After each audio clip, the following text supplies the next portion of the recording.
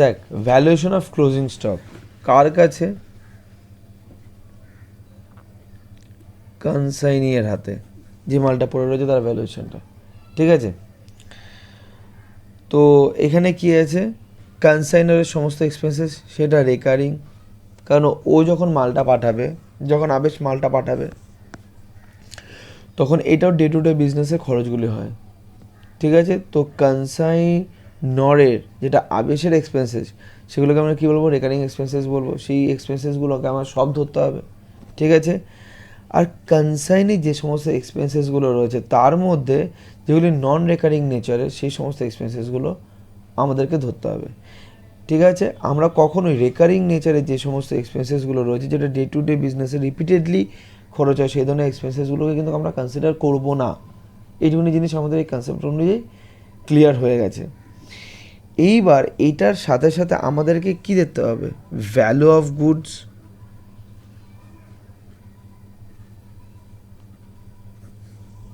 তাই তো। তাহলে এখান থেকেই বেরিয়ে আসবে যে এত ইউনিট অফ গুডসের, এত ইউনিট অফ গুডসের ভ্যালু কত, বুঝতে পারলি। এটাকে একটা নর্মাল এক্সাম্পলের মাধ্যমে আমি জিনিসটাকে বোঝানোর চেষ্টা করি। ধর 100টা ইউনিট আবেশ অরিন্দমকে পাঠিয়েছে। আবেশ হচ্ছে কনসাইনার, অরিন্দম হচ্ছে কনসাইনি, ঠিক আছে। এবার যখন পাঠিয়েছে আবেশ ইনকার এক্সপেন্সেস, ধর এখানে আছে 100 টাকা, ঠিক আছে। আর 100 ইউনিট যে পাঠিয়েছে, এক একটা ইউনিটের প্রাইস হচ্ছে, আমি ধরে নিচ্ছি 10 রুপিস, ঠিক আছে। আর অরিন্দম যে সমস্ত টোটাল এক্সপেন্সেস করেছে, সেই এক্সপেন্সেসের মধ্যে রেকারিং নেচারের এক্সপেন্সেস ধরে নিলাম করেছে 50, আর নন রেকারিং নেচারের এক্সপেন্সেস ইনকার করেছে 20, ঠিক আছে। আর আরেকটা জিনিস ধরে নিই যে এইখানে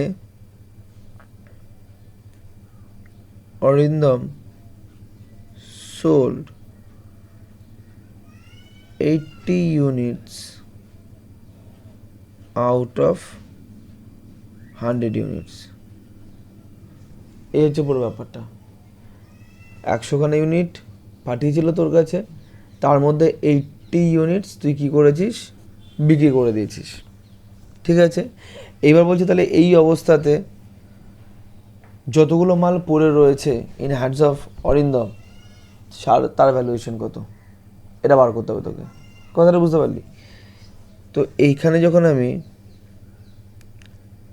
ভ্যালুয়েশন অফ ক্লোজিং স্টক এটা করব,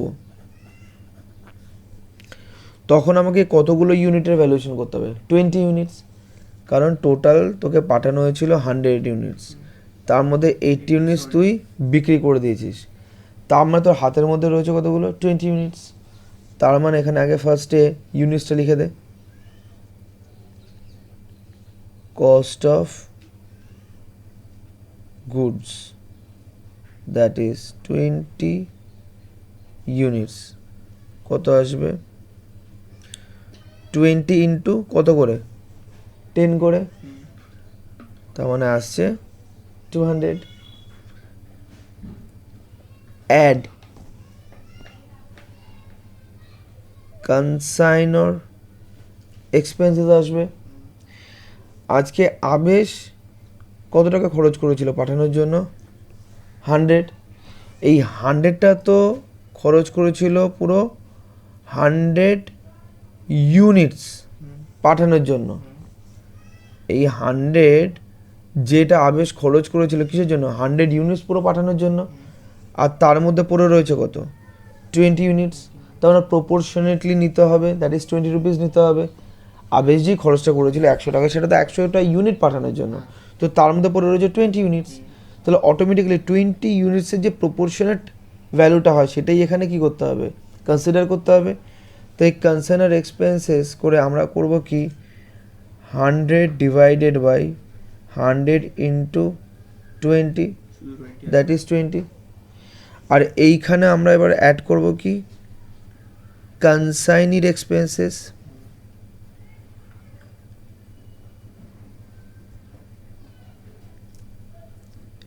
ঠিক আছে।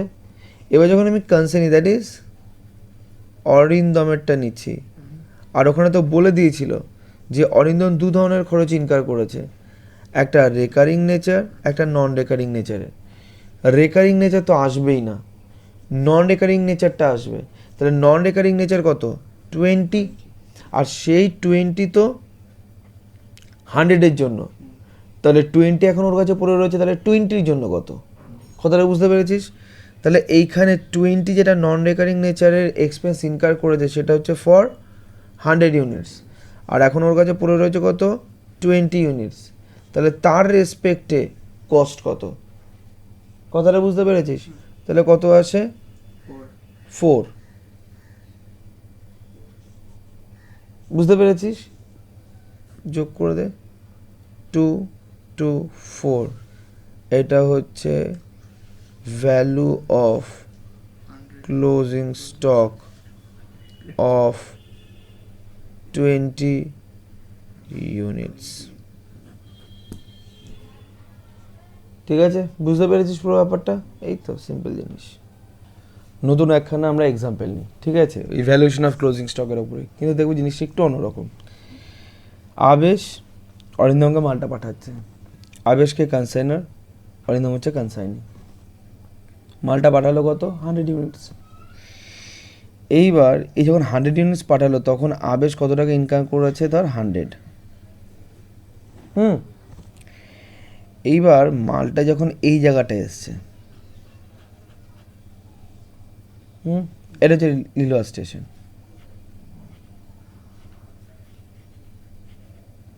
যেখান থেকে অরিন্দম জিনিসটাকে নিয়ে আসবে। কিন্তু ঠিক এই পজিশনে ধর 20 ইউনিটস নষ্ট হয়ে গেল, হতেই পারে।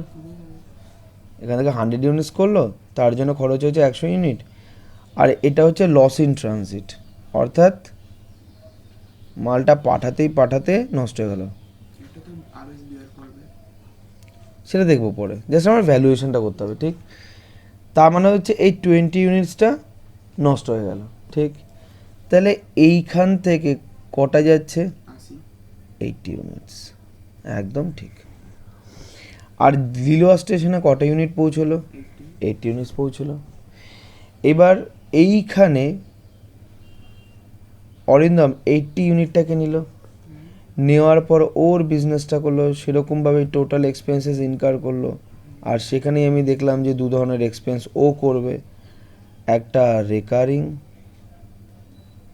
এক্সপেন্স আর একটা হচ্ছে নন recurring expense.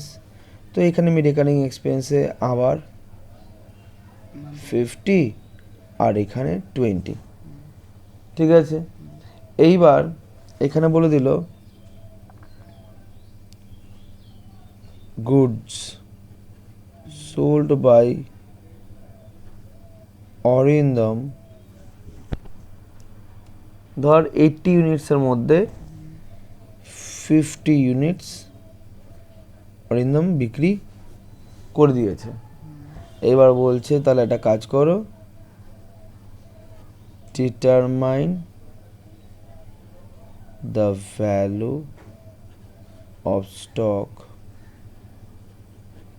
Held by Arindam, that is consignee. বুঝতে পেরেছিস পুরো ব্যাপারটা?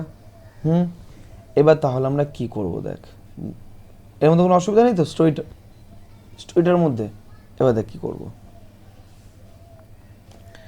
তাহলে ফার্স্টে আমরা যখন ভ্যালুয়েশন অফ ক্লোজিং স্টকের ক্যালকুলেশনটা করতে যাব, তখন ফার্স্ট আমরা কী করব, কস্ট অফ গুডস। সবচেয়ে বেস্ট হবে এখানে ইউনিট লেখ, তাহলে তোর কন্ট্রোল করতে সুবিধা হবে, আর তার রেসপেক্টিভ অ্যামাউন্ট রুপিস। ঠিক, তাহলে কস্ট অফ গুডস কত ইউনিটস আছে, 20 নাকি না 30, কারণ তোর 80টা ইউনিট ছিল তুই পেয়েছিলি, তার মধ্যে 50টা বিক্রি করেছিস, তোর 30 ইউনিটস আছে, তাহলে 30 ইউনিটসের রেসপেক্টিভ কস্টটা তোকে ডিটারমাইন করতে হবে। তাহলে এক একটার দাম কত ছিল, ওই একই রকম ধরে নিই, যেখানে 100 এক একটা হচ্ছে 10 টাকা করে। ঠিক আছে, তাহলে এখানে আমরা কি করলাম, 300 করে দিলাম। ঠিক, এরপর অ্যাড, তারপর কি কনসাইন অর এক্সপেন্সেস। ঠিক আছে, এইবার যখন কনসাইন আর এক্সপেন্সেস, তার মানে আবেশ কত টাকা খরচ করেছিল, ভালো মতন দেখবি, এই জায়গাটা ভালো করে বোঝার আছে। এখানে 100 ইউনিট ও ডিসপ্যাচ করেছে, 100 টাকা কিন্তু ও খরচ করেছিল, তো তার মধ্যে 20 ইউনিটস তো এখানেই নষ্ট হয়ে গেছে। ঠিক আছে, এইখান থেকে পুরো বাদবাকিটা গেছে 80 ইউনিটস। তো তার মানে আজকে এইখান থেকে আমরা কি করব, এই 80 ইউনিটসের মধ্যে 20 ইউনিটস আমার কাছে ক্লোজিং স্টক হিসেবে পড়ে রয়েছে, তাহলে তার রেসপেক্টিভ ভ্যালুটা আমি এখান থেকে বার করব, সরি 30, তার ভ্যালুটা আমি এখান থেকে বার করব। তাহলে আমরা যেটা করব সেটা হচ্ছে 100 divided by 100 into 30, that is 30. Clear? Add consignees expenses. ঠিক, 80 ইউনিটস পেয়েছিল অরিন্দম, সেই 80 ইউনিটসের মধ্যে 50 ইউনিটস বিক্রি করেছিস, আর 80 ইউনিটসের জন্য তো রেকারিং এক্সপেন্স আর নন রেকারিং এক্সপেন্স এই ছিল। আর আমরা জানি যে কখনোই ভ্যালুয়েশন অফ ক্লোজিং স্টকের মধ্যে রেকারিং এক্সপেন্সটাকে ধরবো না।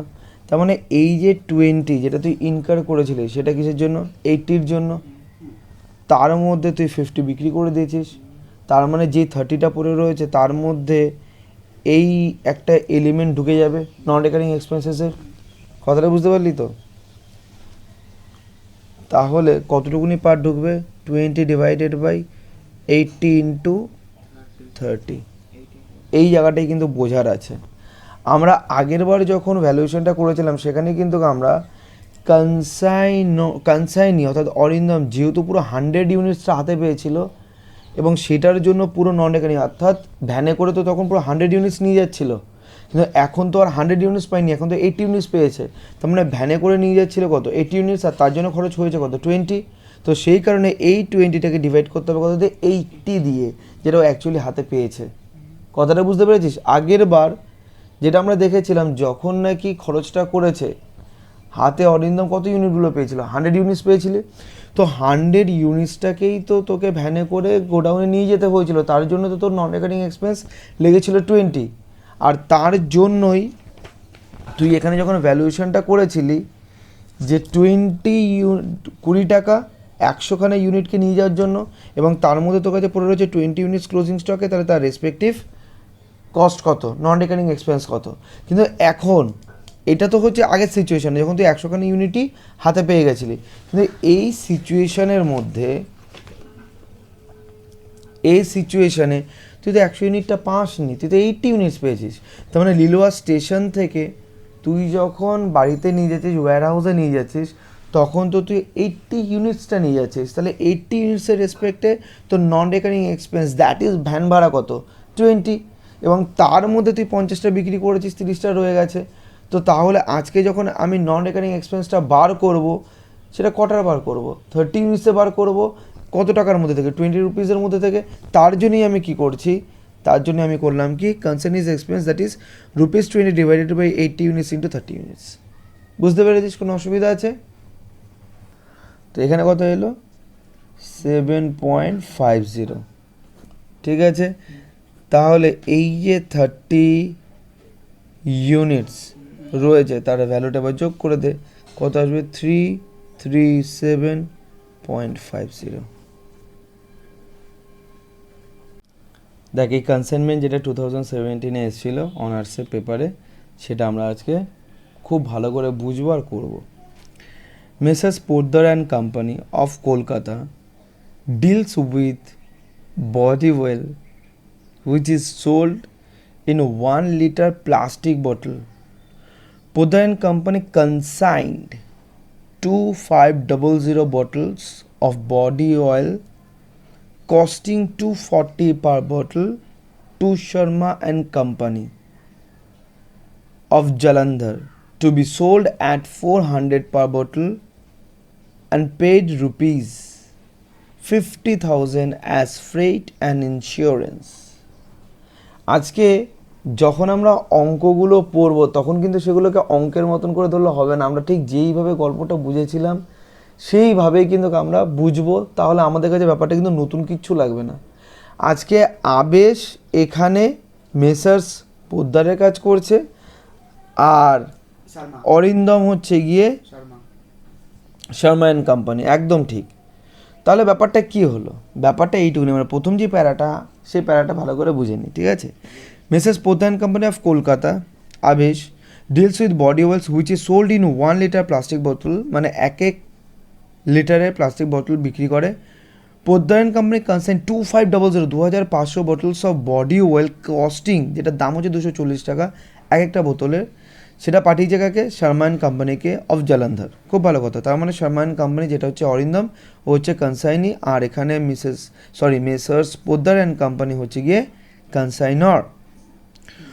এবার বলেছে to be sold at 400 per bottle. এবার বলেছে এগুলোকে তুমি বিক্রি করবে 400 টাকাতে, and paid 50,000 as freight and insurance. এই যে মালটা যেটা পাঠাচ্ছে আবেশ অরিন্দমকে, তো যখন মালটা পাঠাবে তো সেটারও তো ইন্স্যুরেন্স এখানে নেবে। যদি রাস্তাঘাটে নষ্ট হয়ে যায় তখন ইন্স্যুরেন্স ক্লেমটা তো নিতে হবে। এই কারণে সেইটার ফ্রেট আর ইন্স্যুরেন্স বাবদ কতটা খরচ করেছে? 50,000। বুঝতে পেরেছিস? কোনো অসুবিধা? Next, 200 bottles were lost in transit and a sum of ₹49,000 was received by Messrs. Poddar and Company as compensation from the insurance company. হয়ে গেল গল্প। যে যখন মালটা পাঠাচ্ছে তখন 2500 মধ্যে 200খানা বোতল নষ্ট হয়ে গেছে, এবং যেহেতু ইন্স্যুরেন্স করা ছিল, কারণ 50,000 ওই কারণেই দিয়েছিল, তো সেই কারণে এখানে 49,000 ইন্স্যুরেন্স ক্লেম পেয়ে গেছে। খুব ভালো কথা। Next, Sharma and company took delivery of the remaining goods consign, অর্থাৎ অরিন্দম যেটা হচ্ছে শর্মা অ্যান্ড কোম্পানি, এখানে বাদবাকি যতগুলো মাল থাকে, অর্থাৎ বাদবাকি কতগুলো 2500 থেকে 200খানা নষ্ট হলো, তো থাকে কত? 2300। সেই 2300 যেটা কনসাইন করা হয়েছিল অর্থাৎ ওকে পাঠানো হয়েছিল, সেগুলোকে কী করলো? রিসিভ করলো। And paid carriage inward and unloading charges 32,200। এই 32,200টা কি? Non recurring expenses. ওটাকে নামালো, ক্যারেজ ইনওয়ার্ড, অর্থাৎ সেটাকে ফ্যাক্টরি পর্যন্ত নিয়ে গেল বা ওয়্যার হাউস পর্যন্ত নিয়ে গেল, তো সেটাকেই তো আমরা ক্যারেজ ইনওয়ার্ড বলি। তার মানে এটা কি? নন রেকারিং নেচারের।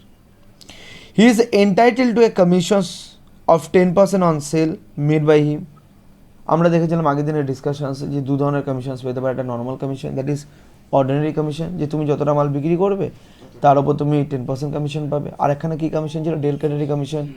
অর্থাৎ আজকে যে ক্রেডিট সেল করার পর যে ব্যাড ডেট হওয়ার রিস্কটা, সেটা যদি কনসাইনিকে বেয়ার করাতে হয়, তখন কনসাইনার অর্থাৎ আবেশ অ্যান্ড কোম্পানি কী করবে? অরিন্দম অ্যান্ড কোম্পানিকে একটা এক্সট্রা কমিশন দেবে। সেই এক্সট্রা কমিশনে বলবে যে এই যে আমি এক্সট্রা কমিশনটা দিলাম, তুমি যে মালগুলো বিক্রি করছো ক্রেডিটে, সেখান থেকে যা ব্যাড ডেটগুলো অ্যারাইজ হবে সেগুলোর কিন্তু রেসপন্সিবিলিটি পুরোপুরিভাবে তোমার, হেডেক তোমার। ঠিক আছে? কার? অরিন্দমের, কনসাইনির। তো যাই হোক, এখানে 10% বলেছে normal ordinary commission. Sharma and company also incurred other expenses cover under agreement অ্যামাউন্টেড rupees 18,000। আবার বলেছে অন্যান্য কিছু খরচ করেছে অরিন্দম অ্যান্ড কোম্পানি বা কনসাইনি, সেটা হচ্ছে 18,000। তার মানে এটা কি রেকারিং নেচার।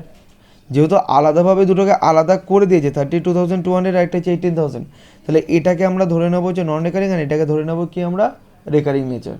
বুঝতে পারলি? Sharma and company reported that 100 bottles were lost due to leakage in the godown. এইবার অরিন্দম কি বলছে? অরিন্দম বলল আবেশকে যে 100খানা বোতল ওর গোডাউনের মধ্যেই নষ্ট হয়ে গেছে। তার মানে এটার যখন আমি ভ্যালুয়েশন করব, যতগুলো মাল নষ্ট হয়েছে তার একটা ভ্যালুয়েশন করতে হবে। সেই ভ্যালুয়েশনটা করার সময় এটা মাথায় রাখবি সেটা কোন স্টেজে গিয়ে নষ্ট হয়েছে। তাহলে তার আগের মুহূর্ত পর্যন্ত যেই খরচগুলো লেগেছে সেই খরচগুলোকেও কিন্তু কনসিডার করতে হবে তার ভ্যালুয়েশনে এবং এলিমিনেট করতে হবে সেই খরচগুলোকেও। একদম, বুঝতে পেরেছিস? যেমন এই জায়গাটাকে আমি ডিসকাস করছি, মানে জাস্ট মনে রাখবি। যেমন ধর আমি এখানে একটা বলি, ধর আজকে এই কস্টটা, যেমন এইখানে কি এইখানে মালটা নষ্ট হয়েছিল, তাহলে এর মধ্যে যতটা কস্ট ছিল সেটাকে তুই এলিমিনেট করলি। এইবার যদি একটা কস্ট এই জায়গাটায় নষ্ট হয়, অর্থাৎ এইখানে যে ওয়্যার হাউসটা আছে অরিন্দমের, এইখানে যদি নষ্ট হয় তাহলে এইটা, এই যে 100টা সেইটাও কনসিডার হবে। তারপর এই 80 ইউনিটসের মধ্যে যতগুলো ইউনিট নষ্ট হয়েছে এই 80 ইউনিটসের রেসপেক্টে আনতে গিয়ে যে নন রেকারিং এক্সপেন্সটা, তো এইটাও তো এর মধ্যে ঢুকে রয়েছে, তাহলে এর একটা পোর্শনকেও তো এখানে কনসিডার করতে হবে যতটুকু মাল নষ্ট হয়েছে।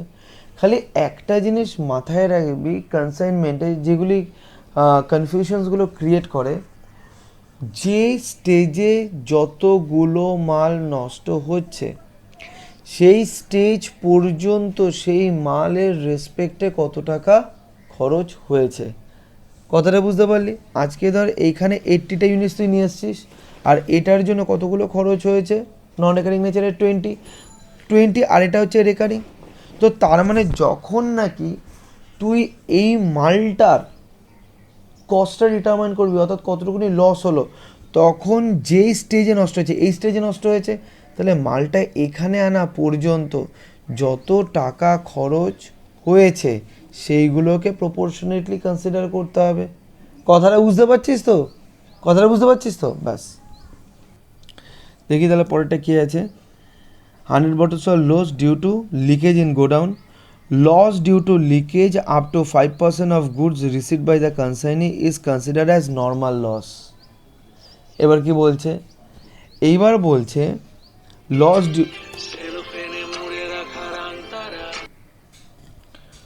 তো এখানে দেখ কি বলেছে, খুব ধ্যান দিয়ে শুনবি এটা।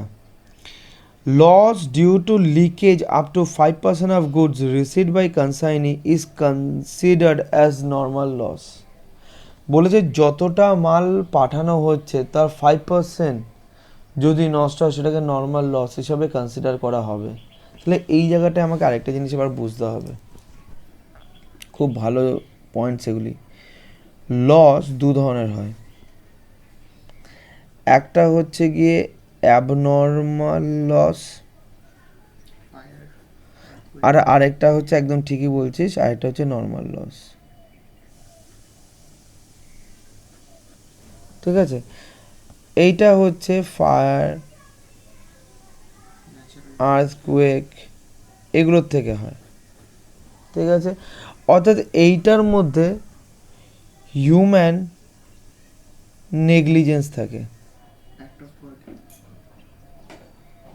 ঠিক আছে, আর নর্মাল লসটা হচ্ছে আজকে একটা যে কোনো ম্যানুফ্যাকচারিং ইউনিটে যখন ম্যানুফ্যাকচারটা হবে কিছু না কিছু মাল তো নষ্ট হবেই, মানে এটা সার্টেন, এটা হবেই। কিন্তু এটা কিন্তু সার্টেন নয়, এটা সার্টেন নয়, কিন্তু এটা সার্টেন। আজকে এটা সার্টেন তখনই হবে যখন নাকি হিউম্যান নেগলিজেন্স থাকবে সেখান থেকে কিছুটা মাল নষ্ট হয়ে গেল। কথাটা বুঝতে পারলি? তো লস আমরা দেখলাম একটা অ্যাবনর্মাল, একটা নর্মাল। নর্মাল লসটা সার্টেন হবেই হবে, অ্যাবনর্মাল লসটা যেটা সার্টেন নয়, হিউম্যান নেগলিজেন্স যদি থাকে তাহলে এটা হয়ে যাবে। এইবার তোরা একটা প্রডিউসার্সের পয়েন্ট অফ ভিউতে ভাব,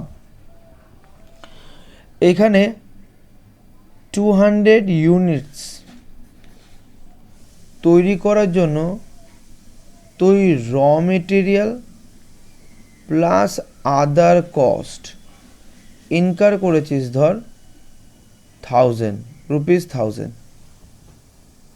ভালো মতন বুঝবি জিনিসটা, ঠিক আছে? এইবার তোর গাফিলতিতে, ম্যানুফ্যাকচারের গাফিলতিতে ধর 20 ইউনিটস নষ্ট হয়ে গেছে, আর যেটা হচ্ছে অ্যাবনর্মাল লস। আর এইখানে তো নর্মাল লস হয়েছে 10 ইউনিটস, যেটা হবেই হবে। যেমন ধর আজকে এক বালতি যদি তুই রাস্তায় নিয়ে যাস জল আনার জন্য, যখন তুই বালতিটাকে পুরো রকমভাবে ভরবি, ভরে যখন তুই বাড়ির দিকে নিয়ে আসবি, তখন কিছু না হলেও জল বাইরে ছিটকে পড়ে বালতি থেকে আনার সময়, তো সেটা হবেই, সেটা হবেই, ঠিক। আর আরেকটা সিচুয়েশন কি হয়, যখন নাকি তুই বালতিটাকে নিয়ে এসিস, কোনো একখানা বন্ধু এসে ধাক্কা দিল, সেই ধাক্কার জন্য কিছুটা জল পড়ে গেল, সেটা হচ্ছে অ্যাবনর্মাল লস। কথাটা বুঝতে পারলি? এইবার শুন, আমি যদি এই এক্সাম্পলটাকে কন্টিনিউ করি, আজকে যেই বালতিটা তুই নর্মালি নিয়ে আসছিস, বাড়িতে নর্মালি নিয়ে আসছিস, এবং সেখান থেকে যতটুকুনি ছলকে ছলকে পড়ে গেছে জলটা, এটার জন্য কি তোর মা তোকে বকাঝকা করবে? নো। খুব ভালো অ্যান্সার। আজকে যেই জলটা তুই নিয়ে আসার সময় নর্মালি যেটা পড়বে, সেইটা জন্য কিন্তু তোর মা একদমই বকাঝকা করবে না, একদমই কিছু বলবে না। কারণ আজকে তুই আনতে গিয়ে ঠিক যতটুকুনি জল পড়েছে, তোর মাও যদি আনতে যায় ঠিক ততটুকুনি জল পড়বে, তোর বাবাও যদি আনতে যায় ততটুকুনি জল পড়বেই, কারণ এটা সার্টেন। সেরকমভাবে আজকে একটা বিজনেস অর্গানাইজেশনসে যারা প্রোডাকশনস করে, সেই প্রোডাকশনস করার সময় কিছু র মেটেরিয়ালস নষ্ট হবেই হবে, তখন সেটাকে কী বলা হবে? সার্টেন। হবেই হবে, যেহেতু সার্টেন, তাই যেটা সার্টেন সেটাকে আমরা কী বলবো? Normal loss. এবং তার জন্য কোনো রকমভাবে যে এই সার্ভিসটা প্রোভাইড করছে তাকে কিন্তু এলিগেশন করা যাবে না যে তোমার ভুলের জন্য এই লসটা হলো। কথাটা বুঝতে পারলি? এই এলিগেশনটা কিন্তু করা যাবে না। কিন্তু ধর আজকে যেই জলটা তুই আনতে গিয়ে তোর কোনো একটা বন্ধু পেছন দিক দিয়ে বললো, তুই থতমত খেয়ে গেলি, সেখান থেকে জলটা অনেকটা পড়ে গেল, সেই ক্ষেত্রে কিন্তু তোদের মায়েরা তোদের কিন্তু বকাঝকা করবে, ঠিক। কারণ ওই যে জায়গাটায় জলটা নষ্ট হলো তার পেছনের কারণটা হচ্ছে তোর একটা ফ্রেন্ড এলো, সেই ফ্রেন্ডের জন্য কিন্তু সেই জলটা কিন্তু নষ্ট হলো বালতি থেকে পড়ে গিয়ে, ঠিক। তাহলে সেটার জন্য কিন্তু বকাঝকাটা হবে, যেটা সার্টেন ছিল না, ওই বন্ধুটা এরকম করলো বলে এটা হলো, তার মানে ওটা আনসার্টেন ছিল, আনসার্টেনিটির থেকে ওটা হয়ে গেল, তার মানে সেটা একটা হচ্ছে তোর হিউম্যান নেগলিজেন্স, সেখান থেকে নষ্ট হলো। তো সেই জায়গাটায় কিন্তু তুই বকাঝকা খাবি, ঠিক, কারণ সেটা তোর দোষ, সেটা তোর দায়, সেটা তোর লাইবিলিটি। তখন তোর মা বলতে পারে যা আবার গিয়ে জল নিয়ে আয়, কিন্তু এই ক্ষেত্রে কিন্তু তোর মা আর বলবে না। এই গল্পটার মধ্যে কোনো রকম অসুবিধা আছে? অসুবিধা নেই। এবার এই গল্পটাকে, এই কনসেপ্টটা বোঝানোর ক্ষেত্রে আমি ইউজ করি। আজকে 200 ইউনিটসের যে তৈরি করার জন্য 1000 টাকা খরচ করা হয়েছে, তার মধ্যে 10টা ইউনিট তো নষ্ট হয়েছে। এই 10টা ইউনিটের তাহলে ভ্যালু কত আসছে? 1000 ডিভাইডেড বাই 20, 200 ইন্টু 20, তাহলে সেটার ভ্যালু আসছে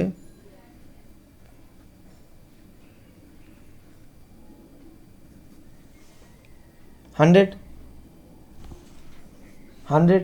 তাই তো? এই 100-এর ট্রিটমেন্টটা কী হবে? এটা তো নর্মাল লস। ট্রিটমেন্টটা কী হবে? এই ট্রিটমেন্টটা হবে loss included in the value of goods। এই 100 টাকা যেটা নর্মাল লস এইটা যতগুলো ইউনিট তৈরি হয়েছে তার মধ্যে চার্জ করে দিতে হবে, কারণ এইখানে ম্যানুফ্যাকচারের কোনো দোষ নেই। আর প্রোডাকশনস করতে গেলে এই 20 ইউনিটস 10 ইউনিটস নষ্ট, যা এখানে 10 ইউনিটস করছি, এখানে 20 ইউনিটস করে অবশ্য রয়েছে, 20 করে দিই, তার মানে এই 20 ইউনিটস নষ্ট হবেই হবে। তো যার ফলে আমরা এটা বুঝতে পারলাম যে যদি নর্মাল লস হয়, সেই নর্মাল লসের যে ভ্যালুটা সেটা আলটিমেটলি যতগুলো ইউনিট ঠিকঠাক তৈরি হবে তার মধ্যেই ম্যানুফ্যাকচারার কী করবে, স্প্রেড করে দেবে, কারণ সেটা সে নিজের দোষের নষ্টগুলো করেনি। কথাটা বুঝতে পেরেছিস? যেরকমভাবে তোদের মায়েরা তোদেরকে বকাঝকা করে আর বলতে পারবে না যে যা এইটুকুনি জল নষ্ট হয়েছে আবার একটা ঘটি করে নিয়ে, যেহেতু এটা বলতে পারবে না, বাট অ্যাডজাস্ট করে নেবে। ঠিক একইভাবে আজকে যেটা নর্মাল লস হলো, আর নর্মাল লসের যে ভ্যালুটা সেটা কি করবে, যতগুলো ইউনিট ভালোভাবে তৈরি হয়েছে যেগুলো আলটিমেটলি মার্কেটে বিক্রি করবে তার মধ্যেই পুরো জিনিসটাকে কি করে দেবে, স্প্রেড করে দেবে, ভাগ করে দেবে। কথাটা বুঝতে পেরেছিস? কোনো রকম অসুবিধা আছে? আচ্ছা, মানে তোর মা অ্যাডজাস্ট করে নেবে যেটা নর্মাল লস, অর্থাৎ যতটুকুনি জল আনতে গেলে নষ্ট হবে সেইটার ওপর কিছু বলবে না, উনি এটা ম্যানেজ করে নেবে যে ঠিক আছে এইটুকুনি আমি আনতে গেলে তো পড়ে যেত, তো সেই জায়গাটায় কিছু বলার নেই।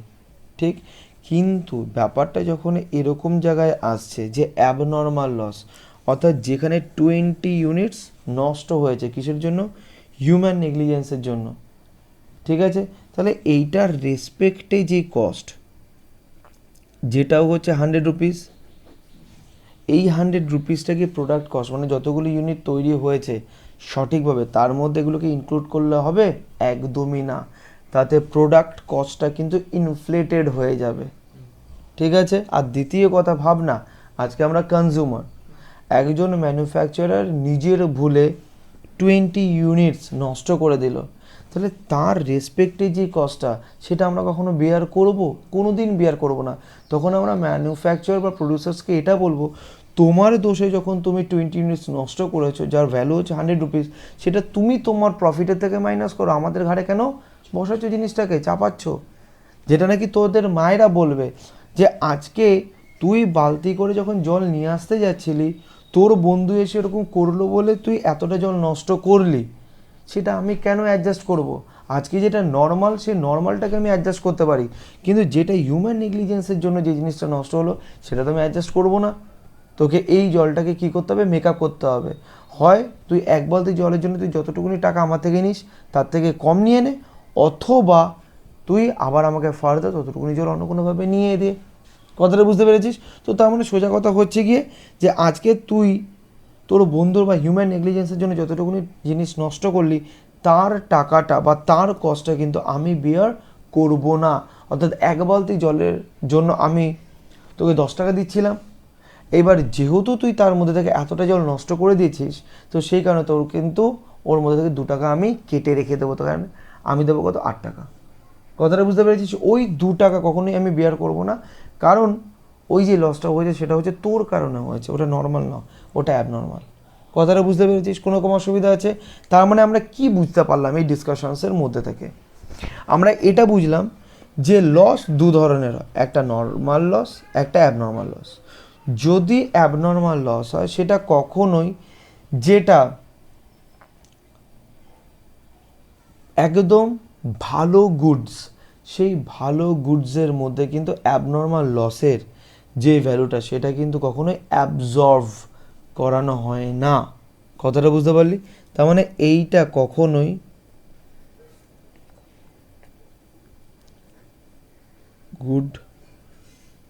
গুডসের মধ্যে কিন্তু ইনক্লুড করা হবে না। ঠিক আছে, এই loss will be borne by the manufacturer। বুঝতে পেরেছিস? কোনো অসুবিধা আছে?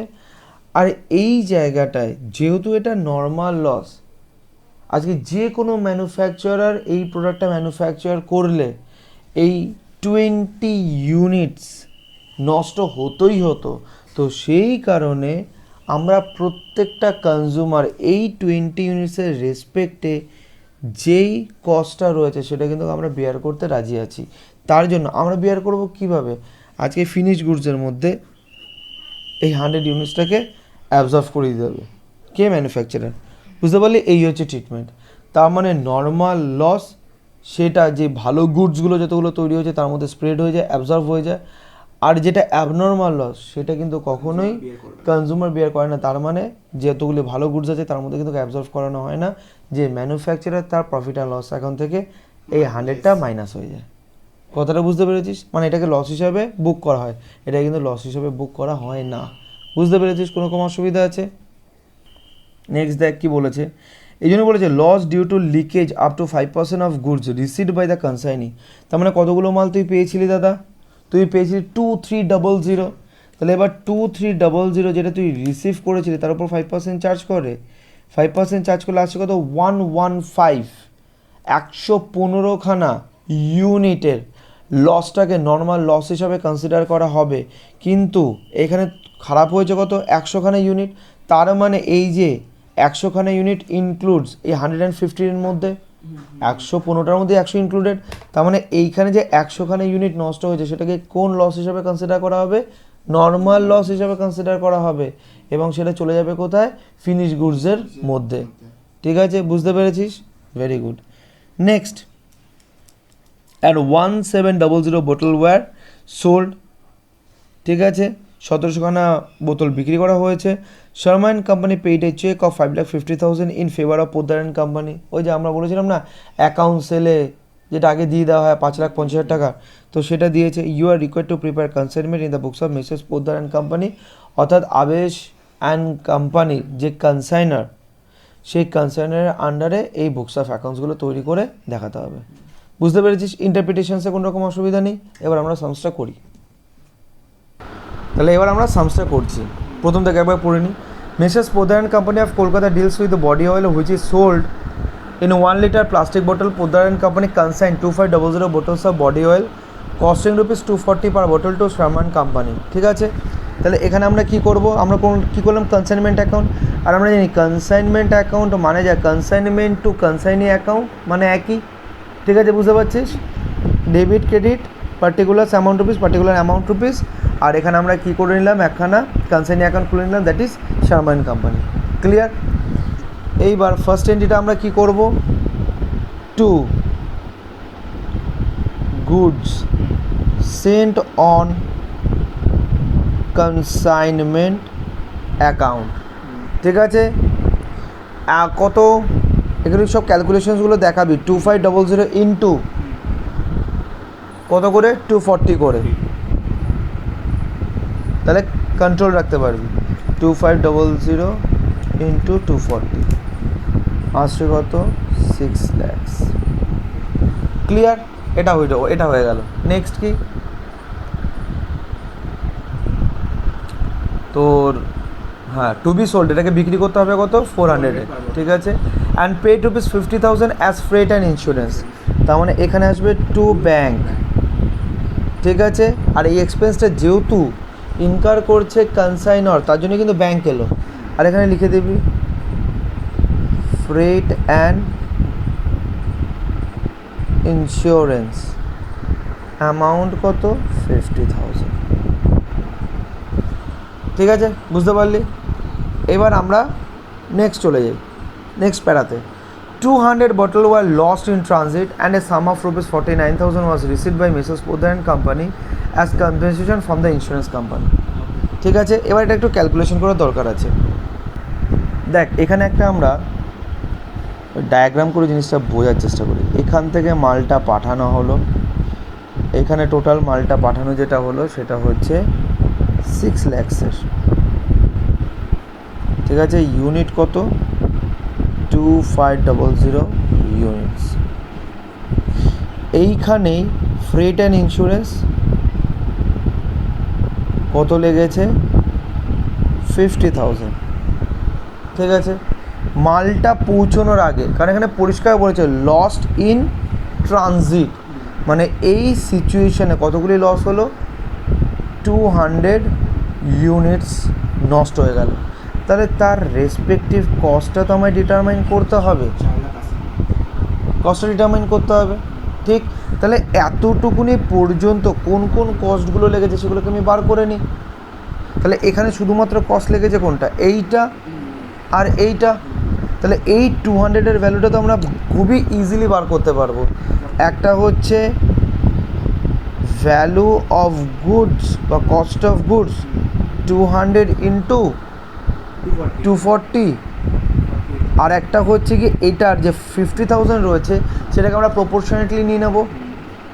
Add freight and insurance 50,000 divided by কত, 2500 ইন্টু 200,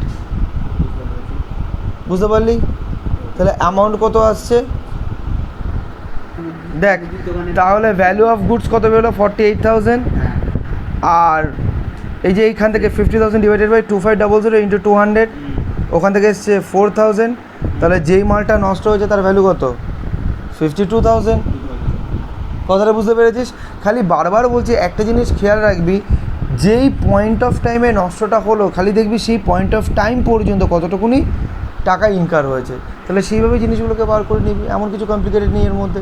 তাহলে এই যে 52,000-এর মালটা নষ্ট হলো সেটা আমরা কী করবো, কনসাইনমেন্ট অ্যাকাউন্টে উল্টো দিকে এন্ট্রি করে দেবো, কারণ মাল ঢুকলে ডেবিট হয়, মালটা যদি কোনোভাবে কমে তাহলে ক্রেডিট করতেই হবে। এবার এখানে কী করবো, by loss in transit 52,000, clear? এইখানে আমরা আরেকটাও এন্ট্রি করতে পারতাম, এখানে ইন্স্যুরেন্স ক্লেম বলে আমরা দেখাতে পারতাম 49,000, আর বাই প্রফিট অ্যান্ড লস বলে, যেটা আলটিমেটলি আমার লস হলো আর কি 49,000, এই 52,000 মধ্যে 49,000 পাওয়ার পর তো আলটিমেটলি লস হলো কত, 3,000, সেই 3,000-কে আমি লস হিসেবে দেখাতে পারি। মানে মোদ্দা কথা 52,000 এই উল্টো দিকে এন্ট্রি আসবে, কথাটা বুঝতে পারছিস? আরেকবার বলি, এইখানে যেই মালটা নষ্ট হলো সেই মালটার কস্ট কত, 52,000, আর এখানে ক্লিয়ারলি বলেছে যে ইন্স্যুরেন্স কোম্পানির কাছ থেকে 49,000-এ কিন্তু ইন্স্যুরেন্স পাওয়া গেছে, কম্পেনসেশন কিন্তু রিসিভড হয়েছে। তার মানে আজকে 52,000-এর মধ্যে থেকে যদি 49,000 ইন্স্যুরেন্স ক্লেম রিসিভড হয় তাহলে 3,000 আলটিমেট ইন নেটে লস, ঠিক আছে? তাহলে এটাকে আমি অন্যভাবে করতে পারতাম কি, এরকমভাবে, বাই ইন্স্যুরেন্স ক্লেম বলে 49,000, আর বাই পিএল বলে 3,000, তো আলটিমেটলি 52,000-ই তো এন্ট্রি করতে হবে, বুঝতে পেরেছিস? কোনো রকম অসুবিধা আছে? আচ্ছা, তো আমরা এটাও করতে পারি, লস ইন ট্রানজিট বলে 52,000, ক্লিয়ার? এবার আসি থার্ড প্যারা, Sherman company took delivery of the remaining goods. তার মানে এটাকে আমি এখানে যেভাবে তৈরি করছিলাম সেভাবেই তৈরি করে নিই, যে এইখানে তাহলে কতগুলো রিসিভ করেছে, 25,000 পাঠানো হয়েছে, তার মধ্যে 200খানা ইউনিট খারাপ হয়েছে, তো 2300 ইউনিটস এখানে রিসিভ হয়েছে, ঠিক আছে? বুঝতে পেরেছিস? কে, কনসাইনি রিসিভ করেছে, শর্মা অ্যান্ড কোম্পানি। আর কি বললো, unpaid carriage inward and unloading charges 32,200, আর এই জায়গাটায় উনি কী করেছেন, ক্যারেজ আর আনলোডিং এই দুটো মিলিয়ে 32,200 এক্সপেন্স ইনকার করেছে, ঠিক আছে? তাহলে এইটার এন্ট্রিটা করে দিই, তারপর দেখা যাবে। আর এইটা যখন জানালাম এগুলো তো সব আমরা করেই ফেলেছিলাম, ঠিক আছে? এটা কোথায় এসে পড়বে, এটা এসে পড়বে কনসাইনমেন্ট অ্যাকাউন্টের ডেবিট সাইডে আর কনসাইনি অ্যাকাউন্টের ক্রেডিট সাইডে, ঠিক আছে? তাহলে এখানে আসবে to consignee, that is Sharma and company account. কী বলে আমরা লিখবো এটাকে,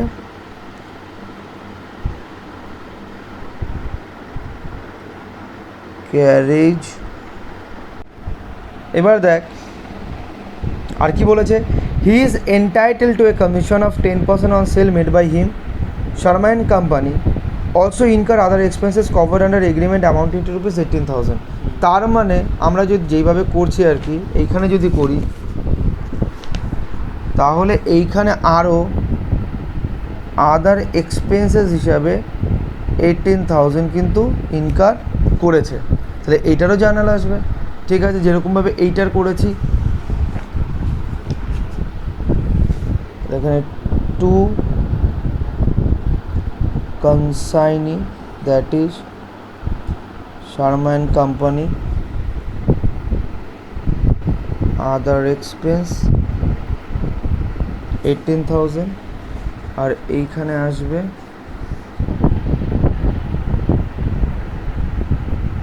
বাই কনসাইনমেন্ট 18,000। বুঝতে পারলি? এইবার দেখি last paragraph. Sharma and company reported that 100 bottle were lost due to leakage in the godown. Loss due to leakage up to 5% of goods received by the consignee is consigned as normal loss.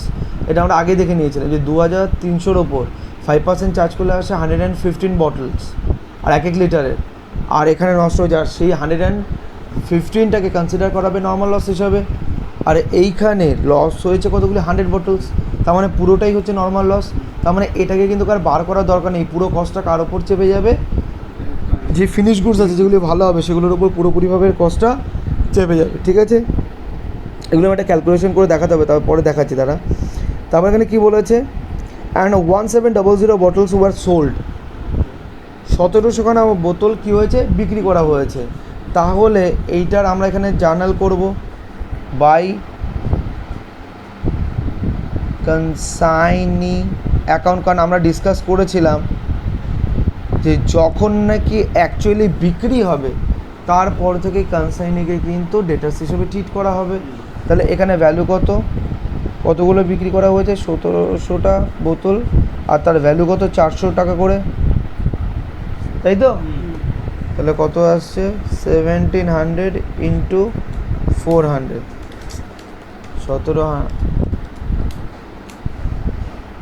6,80,000। Same amount আমি এখানে লিখে দেবো, two consignment account বলে 6,80,000। ঠিক আছে, এরপর আমরা কি করব, কমিশনটা ক্যালকুলেট করে নেব।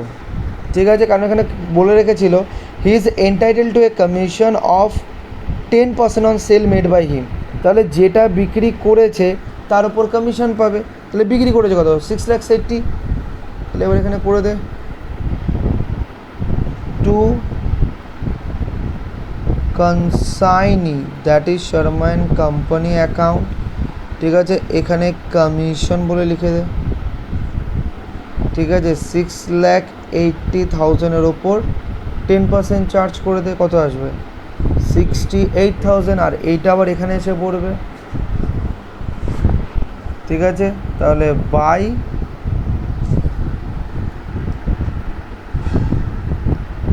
কনসাইনমেন্ট কমিশন বলে 68,000। ক্লিয়ার? আচ্ছা, এবার লাস্টে একটা বলেছে Sharma and company paid a cheque অফ ₹5,500 in favour of Poddar and company. তার মানে পোদ্দার অ্যান্ড কোম্পানি হচ্ছে গিয়ে তোর কনসাইনর, তাকে 5,50,000 টাকার এখানে চেক দেওয়া হয়েছে। তাহলে এখানটা করে দে, বাই ব্যাংক 5,50,000। ঠিক আছে, আমাদের সব হয়ে গেছে, শুধুমাত্র একটাই বাকি আছে, ক্লোজিং স্টকের ভ্যালুয়েশনটা বাকি আছে, ওটা এবার আমাদেরকে করতে হবে। তাহলে আমাদের সাম শেষ। দেখ, আমরা বার করছি যেই ক্লোজিং স্টকটা পড়ে রয়েছে হাতে তার ভ্যালুয়েশনসটা কত, এটা আমাদের এবার বার করতে হবে, কারণ ওটার এন্ট্রি দিলে প্রফিট বেরিয়ে এসে পড়বে, অটোমেটিক্যালি সাম শেষ। Valuation of closing stock, particulars, unit, amount rupees. আমরা একদম এই সিকোয়েন্সে চলবো, তাই জন্যই ক্যালকুলেশনটা এখানে করলাম। এই সিকোয়েন্সে চলবো যে যেইভাবে মালটা পাঠানো হয়েছে, কোথায় মালটা নষ্ট হলো, কোথায় কত টাকা লাগলো, সেইভাবেই আমরা চলতে থাকবো। আর আলটিমেটলি কত টাকার মাল এখন হাতে পড়ে রয়েছে সেটা কিন্তু আমাদের তাহলে বেরিয়ে আসবে। তাহলে প্রথমে কি, গুড সেন্ট অন কনসাইনমেন্ট কত, 2,500, তার রেসপেক্টিভ কস্ট কত, 6 lakhs। তারপর অ্যাড কনসাইনর এক্সপেন্সেস, যেটা নাকি কনসাইনে করেছিল ফ্রেট অ্যান্ড ইন্স্যুরেন্স রেসপেক্টে 50,000। ঠিক আছে, কারণ এটা আমরা ক্লিয়ারলি দেখতে পাচ্ছি এই 6 lakhs, তারপর হচ্ছে এই 50,000, ঠিক আছে, যেমন যেমন যাবে।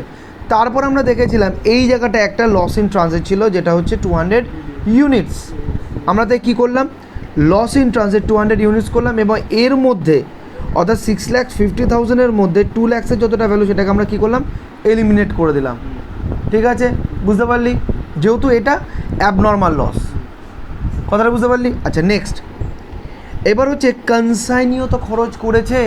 এবার কনসাইনি যে টোটাল এক্সপেন্স করেছে সেটা হচ্ছে গিয়ে এইটা হচ্ছে একটা, এইটা হচ্ছে একটা, এইটা যেটা ক্যারেজ আনলোডিং এটা হচ্ছে কি নন রেকারিং, আর এটা হচ্ছে গিয়ে রেকারিং।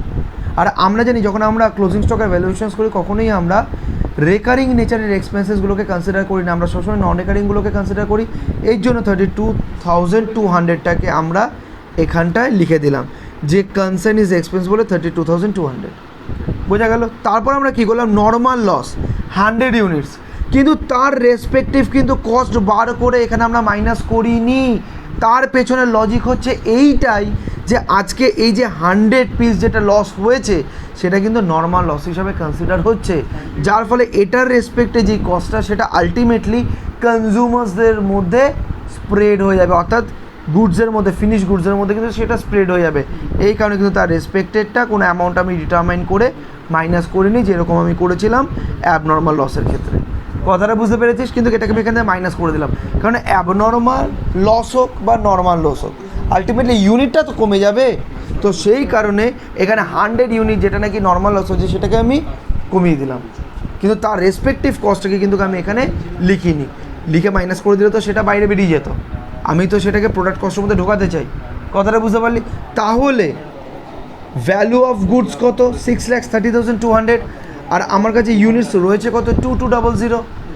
বুঝতে পেরেছিস, কোনো রকম অসুবিধা আছে এই ক্যালকুলেশনের মধ্যে, কোনো অসুবিধা আছে? শিওর। এইবার দেখ কীভাবে আমরা ক্লোজিং স্টকের ভ্যালুটা বার করি। আমাদের কাছে 2200 এইটা ফিনিশ গুডস ছিল, আমরা ওই ক্যালকুলেশন অনুযায়ী আমরা দেখেছি। এবার এইটার মধ্যে দুটো পার্ট আছে, একটা হচ্ছে সেল যেটা হচ্ছে 1700 ইউনিটস, আর আরেকটা হচ্ছে 500 যেটা হচ্ছে ক্লোজিং স্টক, ঠিক। আর এই 2200-এর ভ্যালু কত, আমরা কত পেয়েছিলাম, 630,200, ঠিক আছে। তাহলে এইটাকে আমরা কি করব, এইটা আর এইটাতে ভাগ করে দেবো, তাহলে আসে কত, 630,200 ডিভাইডেড বাই 2200 ইন্টু 1700। এটা হচ্ছে যেটা সেল করা হয়েছে, সেটা তো আমার দরকার নেই, আমাদের দরকার এইটা, তাই তো। তাহলে 630,200 ডিভাইডেড বাই 2200 ইন্টু 500, ঠিক আছে। এইটাই হচ্ছে ভ্যালু অফ ক্লোজিং স্টক, বুঝতে পারলি। দেখি করে দেখি, ডিভাইডেড বাই 2200 ইন্টু 500 কত আসছে, 143,227। এটা হচ্ছে ক্লোজিং স্টকের ভ্যালু। কোনো রকম অসুবিধা আছে? এবার এইটাকে আমরা কি করব, এখানে লিখে দেবো,